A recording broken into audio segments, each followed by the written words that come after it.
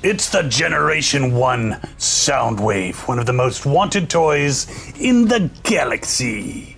Minty in box, and yes, it is a counterfeit reissue, but I've noticed that a bunch of people were not exactly happy with what Walmart put out. Some loved it, and Captain Kyle here, I actually don't mind it at all, but of course I already have a G1 Soundwave exactly as it was originally put out, because it is one that was exactly put out, pre-rub sign, glorious toy.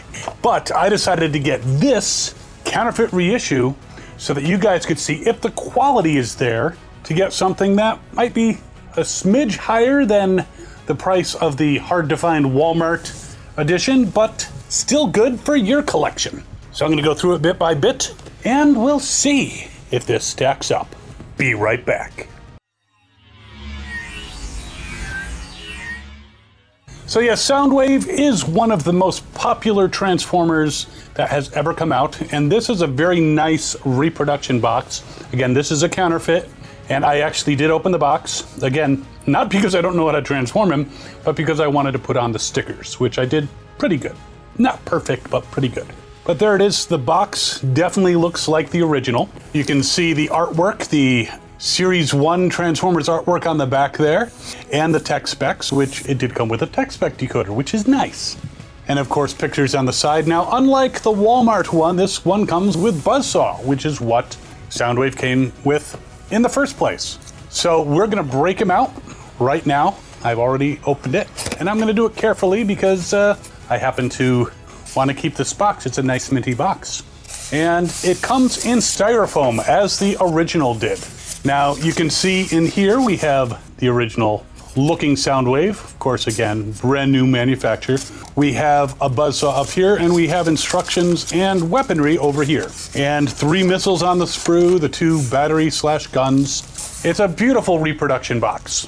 I know this because when I got my G1 pre-rub sign, perfect shape Soundwave, it wasn't from getting it in the store originally. My first Soundwave was secondhand. This one I got from a collector when I had a store, and he had the original box with it. And I was convinced by my good friend Mike, who unfortunately is no longer with us. Awesome Transformer guy, but unfortunately passed way too soon. But he really, really wanted the box, so I gave it to him at a reasonable price. And yeah, I wasn't gonna give it to him for free. We're friends, but we weren't that good of friends. And he offered me money, so what could I say? Did give him a really good deal.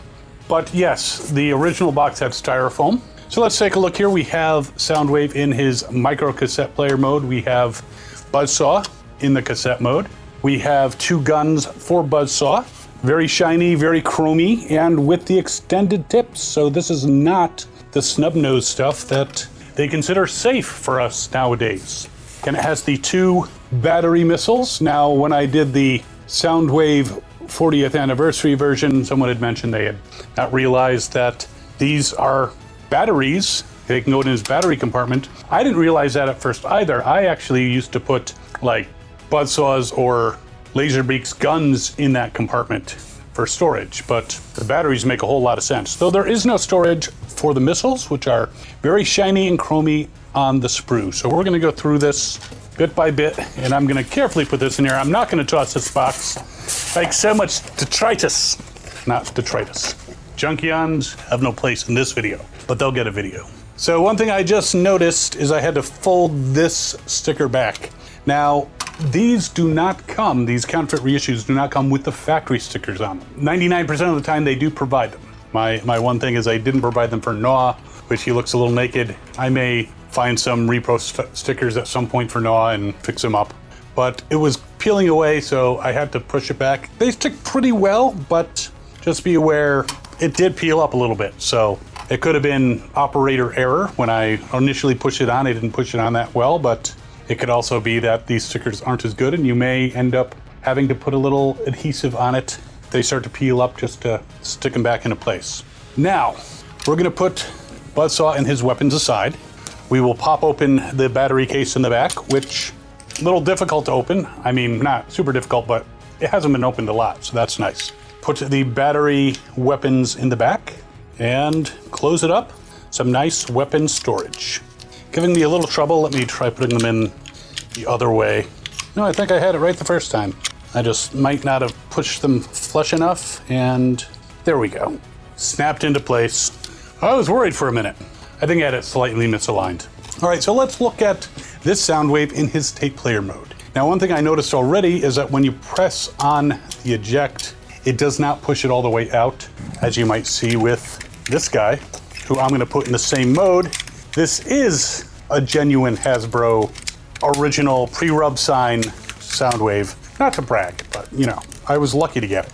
But when you press on his, which has a buzzsaw in there, press on his, it actually, it does not spring out the way it used to. So it's not that big of a difference. Now, one thing I will say though, there is a spring in here. If you get it and you test it out and you're like, oh wait, it's not springing, you might be able to disassemble him carefully and get that piece set up. I would do it before you put the stickers on, because a lot of times the stickers cover over some of these screw holes. But you could try, but again, it goes out well enough that you can push it out the rest of the way. Not a huge big deal. And if you put Buzzsaw inside and then put Buzzsaw in the right way and then close it and then push it, it does pop up enough for you to then open it the rest of the way and take out Buzzsaw or whatever cassette you put in there. So, as you can see, they are like the same shade of blue. That was one thing with the Walmart. The Walmart one was a little bit lighter of a shade, and all the chrome is there. There's the chrome on the button. It's even nicer on this new counterfeit reissue. We're gonna put you over here for a second so we can look a little closer. We got the chrome on the switch on the side, which moves back and forth. We have the chrome on the volume control, which actually moves quite freely. A lot more freely than the original. You have to really push down on that to get that to move. And his switch, the original one, I don't even know if I can get it to move. So this one actually moves nicely. So, hey, I'm getting to like this one even more. Now, the buttons, the new 40th anniversary one had more extruded buttons. They were not chromed. These buttons are chromed, and they actually look identical to the ones on the original. Yeah, I would say maybe a micron more extruded, but still the same configuration. Now, one thing I'm noticing did I forget to put on a sticker? I did. I'm like looking and I'm like, he's got a record stop sticker. This one does not. We're gonna fix that real quick. I want you to see the full thing here. I did that quickly and it came out pretty well. So they both have the stickers. Again, this one's a little nicer. This one looks like it has a scratch or something on it. I mean, this is 40 years old. This one is like 4 months. So there is a difference. But yeah, it looks shiny, nice. The stickers, I put them on, so they're not perfect like the factory ones, but still did a good job. I still like the look of this guy. And overall, he looks really good. Now, one thing, this one did not come with a Decepticon sticker, which seems weird, but he came with an itty bitty rub sign. Kind of hard to see, but this is a rub sign. I decided I didn't want to put the rub sign there. Now, the later Soundwaves that were put out, instead of the Decepticon sticker, had the rub sign in that place. I didn't want that, so I actually grabbed some Decepticon stickers that I had, and I put one on that doesn't exactly match the one on here. If you look closely, this one is black with a gold outline, which I kind of like because it kind of matches with like Buzzsaw. And it also tells me that this is the counterfeit reissue as opposed to, I mean, there's other ways to tell, but I decided to make them slightly different. If you have Decepticon symbols around, and a lot of times you can order sheets en masse, you can get one that perfectly matches and make yours look as G1-ish as possible. But I decided to go slightly different. That's just me. But yeah, they look the same. When you look at the top, you can see there's a little wear on the original, on the die-cast feet. Here, they are die-cast feet, but there's no wear at this point, so that's a good thing. It's like I can, which one is, I gave it away with the sticker thing, but you know, not for the sticker thing, it'd be hard to tell the difference, except for the wear on the older one. So very, very good in this mode. Now this is the brand new one, and this, a little loose, is the Buzzsaw that I have. The stickers are a little bit brighter. They look like they're the same color. This one just is faded. So I have a number of Buzzsaws. This happened to be the one that was in the chest of my original. And just to transform this, because there's not too much, I mean, he does have the cassette style stickers here. He's got a rub sign that was already on there. And I have to say he's a little stiff to transform, which is better than floppy. Okay, that just really sounded wrong. But there is Buzzsaw. I'm gonna zoom in a little closer on him.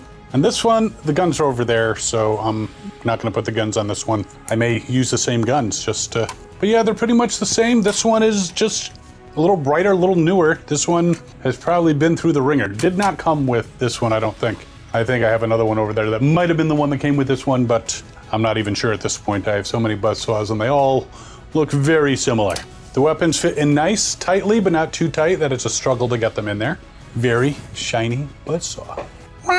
Okay, I'm not a bird. I do a much better Megatron impression than a Buzzsaw impression.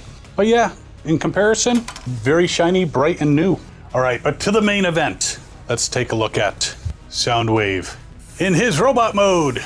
All right, so the transformation, obviously exactly the same. And I'm feeling this clicks nicely into place. The feet, very tight joints on the legs. The shoulders come out very nicely. I think we need to zoom out a little bit more. Very stiff elbow joints. I will say the fists seem a little tight to come out, but they click nicely into place. This one's a little bit more stubborn, but there we go. But with use, it will loosen up a bit. But hopefully, if you're an adult collector, you're not gonna loosen up to the point where he's floppy. Head comes up nicely, turns around, and the weapons. I did put even the stickers on the weapons. Shoulder cannon, I'm putting the wrong weapons on. I forgot, they're in the back. So I gotta pop out the batteries. See, that's the problem. Sky hasn't decided to make an appearance yet. She would have reminded me. Okay, I dropped one, but luckily I got it back. It flew like a motherfucker. All right, put the gun in his gun hand. A little tight going into the hole. Shut up, Logan. But it's still nice and tight for the shoulder cannon. And let us take, very carefully, one of these missiles off the sprue. All right, and let's put it in. I hope this doesn't turn on too many of you. And it clicks in with a satisfying click. Now they're supposed to launch. I'm gonna press the button. At least the Japanese ones did. Doesn't launch. You can get it out, but it doesn't launch. I'm not concerned because I never launched these anyway, but in case you wanted to launch his missiles, that's not gonna work. But pressing down, you can take it out. It actually looks like the spring is at the edge there, so just be aware of that. Of course, it does have a little itty bitty screw hole there. You could potentially take this weapon apart and mess around with the spring if you really wanted to. I tend to not do things unless I really need to, and I'm not worried about this missile launching. Sky loves it, but you know, what can you do? So there is the new Soundwave, the reissue counterfeit, and let's put them side by side with the pre-rub sign original. Now this one's a little looser. I've heard that about you, Soundwave, but still pretty tight joints. You can see them there side by side. In fact, we'll put them on the turntable of doom, shoulder to shoulder, and you can take a look at them from all angles. In fact, the counterfeit reissue Soundwave stands a little taller, a little straighter. There's a little bit of looseness that happens over time in the legs of the original. So you can see right there, standing tall. So far I'm really liking this counterfeit reissue. Sticker-wise, the stickers look pretty much spot on, the same stickers everywhere. So you're not dealing with their concept of what the sticker should look like. This one has less dust. This one's not all, I'm sorry. It's hard to get into the crevices sometimes. And who's got time to dust? All right, some of you collectors are like, I dust my stuff all the time. However, yeah, if you were looking at these on a shelf and you're like, which one would you want? You'd probably go for this one. Less worn. They're still my pride and joy, dude. Don't worry. It's all right. Hang out over here. And because his arms are pretty stiff, you can actually put Buzzsaw on his arm and it will support it. But yeah, very, very nice version of Soundwave. And like the original, he's like the only one, I think, in all of G1 Series 1 who can actually do a full toes up Jean-Claude Van Damme. So he's got some good posability in his legs. Of course, the knees bend backwards and don't bend, you know, the normal way. So he's got back bending knees. The arms, of course, go all the way around. And again, the joints are stiff. If you use it a lot, it's going to loosen up. I mean, that's the nature of the G1 stuff, but you can point his gun forward, full arm extension, and it's not gonna flop. If I try this with this original one, it may still work. Yeah, it does. That just happens to be, I have a really good G1 Soundwave. But again, if you can afford to get a brand new in the box original G1 Soundwave, go for it. If you want to take them out, put his stickers on and all that, you go for it. Most people don't have that kind of money. This guy is much cheaper than that, and I would say he is equivalent. Of course, again, you have to choose a different Decepticon symbol because he comes with a rub sign instead, or you can put the rub sign there. You know, no shame in having a rub sign G1 Soundwave. Now this Soundwave actually cost me, after coupons and such, like $47. And that is including tax. So this is actually slightly cheaper than the Walmart one, at least when I bought it. Now right now, because prices can vary, the price is $53.90, which is still a good price for this quality. But they do have some coupons, so you might be able to knock it down a few bucks. I'll put a link in the description to this exact listing, because I have heard about some of the other knockoff counterfeits that some people have gotten and have had problems with. I usually don't have problems with most of them. I use a lot of the same sellers over and over. I think there's probably multiple factories, so I'll send you to the one that gave me this really, really nice, minty, and without issues version of Soundwave. If you go to another seller, you may get the exact same thing, you may not. But again, really good, an excellent Soundwave. Yes, it's a counterfeit reissue, but you may prefer it to the Walmart one, which again, I don't have any problems with it personally because I like some of the, new retro anime styles, but I also have this, so it's not like I have to worry about, I don't have a genuine G1 Soundwave. I do, so having that one, just like having an extra one, who's like a cousin. I mean, the Walmart one had a different face painting. This one has exactly the same face painting. So you are getting what could be passed off as a genuine G1. Now, please don't do that. That is not fair to other collectors.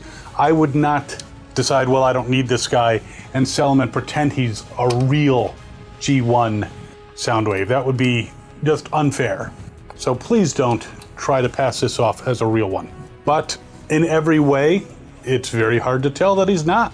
Again, pretty much the issue is his tape door, and there's probably a spring in there or something that could be adjusted and fix that issue, and the missile doesn't shoot. But so he has spring problems, which is weird because I'm looking forward to spring. And again, he does come with Buzzsaw, not with Laserbeak and Ravage.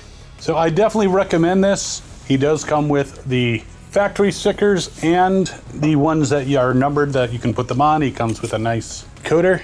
Looking through rose-colored glasses. Well, not exactly glasses. It comes with an instruction book that looks like the original. Has all photographs in it. The shiny, shiny missiles in a nice little bag. And a rub sign if you decide you want to use the rub sign. So he's very cool, and I would definitely recommend him because he is one of the most fun toys throughout all of Transformers history, especially when he's got all the cassettes coming out. But I really hope you're having fun watching these videos as much as I enjoy getting into these Transformers and showing them to you. And while you're mulling over this guy, if you haven't looked at the Walmart version and the blaster, there's that video right over here. You can check them out, and then you can make a decision what you want to do. Again, links in the description. We'll see you next time. As always, have fun and good hunting.